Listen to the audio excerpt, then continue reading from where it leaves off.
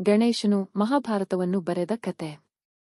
ಒಂದು ಕಾಲದಲ್ಲಿ ಮಹರ್ಷಿ ವೇದವ್ಯಾಸರು ಲೋಕಕ್ಕೆ ಧರ್ಮ, ನೀತಿ ಮತ್ತು ಜೀವನದ ಸಾರವನ್ನು ತಿಳಿಸುವ ಮಹಾಕಾವ್ಯವನ್ನು ರಚಿಸಲು ನಿರ್ಧರಿಸಿದರು. ಆ ಮಹಾಕಾವ್ಯವೇ ಮಹಾಭಾರತ. ಆದರೆ ಅಷ್ಟು ದೊಡ್ಡ ಗ್ರಂಥವನ್ನು ಬರೆಯಲು ಅತ್ಯಂತ ಬುದ್ಧಿವಂತ ಮತ್ತು ವೇಗವಾಗಿ ಬರೆಯಬಲ್ಲ ವ್ಯಕ್ತಿಯ ಅಗತ್ಯವಿತ್ತು. ಆಗ ಬ್ರಹ್ಮದೇವರು ಈ ಕಾರ್ಯವನ್ನು ಗಣೇಶನಿಂದ ಮಾತ್ರ ಮಾಡಿಸಬಹುದು ಎಂದು ಸಲಹೆ ನೀಡಿದರು. ವೇದವ್ಯಾಸರು ಗಣೇಶನನ್ನು ಭೇಟಿಯಾಗಿ, ನಾನು ಹೇಳುವ ಮಹಾಭಾರತವನ್ನು ನೀನು ಬರೆದು ಕೊಡಬೇಕು ಎಂದು ಕೇಳಿದರು. ಗಣೇಶನು ಒಂದು ಷರತ್ತು ಇಟ್ಟನು, ನಾನು ಬರೆಯುವುದನ್ನು ಮಧ್ಯದಲ್ಲಿ ಎಂದಿಗೂ ನಿಲ್ಲಿಸುವುದಿಲ್ಲ, ನೀವು ನಿರಂತರವಾಗಿ ಹೇಳಬೇಕು. ವೇದವ್ಯಾಸರು ಒಂದು ಷರತ್ತು ಇಟ್ಟರು, ನೀವು ಪ್ರತಿಯೊಂದು ಶ್ಲೋಕದ ಅರ್ಥವನ್ನು ಸಂಪೂರ್ಣವಾಗಿ ಅರ್ಥಮಾಡಿಕೊಂಡ ನಂತರವೇ ಬರೆಯಬೇಕು.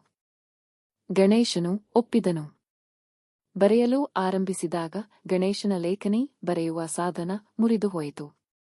ಆದರೆ ಮಹಾಭಾರತದ ಬರವಣಿಗೆ ನಿಲ್ಲಬಾರದೆಂದು ತನ್ನ ಬಲದಂತವನ್ನು ಮುರಿದು ಅದನ್ನೇ ಲೇಖನಿಯನ್ನಾಗಿ ಮಾಡಿಕೊಂಡು ಬರೆಯಲು ಮುಂದಾದನು.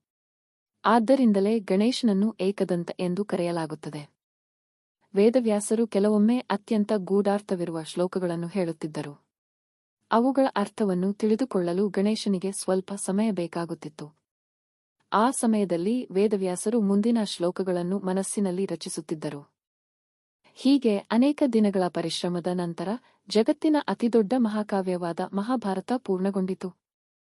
ನೀತಿ, ಜ್ಞಾನ, ತಾಳ್ಮೆ ಮತ್ತು ಸಮರ್ಪಣೆಯಿಂದ ಮಾಡಿದ ಕಾರ್ಯವು ಶಾಶ್ವತವಾಗಿ ಲೋಕಕ್ಕೆ ಮಾರ್ಗದರ್ಶನವಾಗುತ್ತದೆ.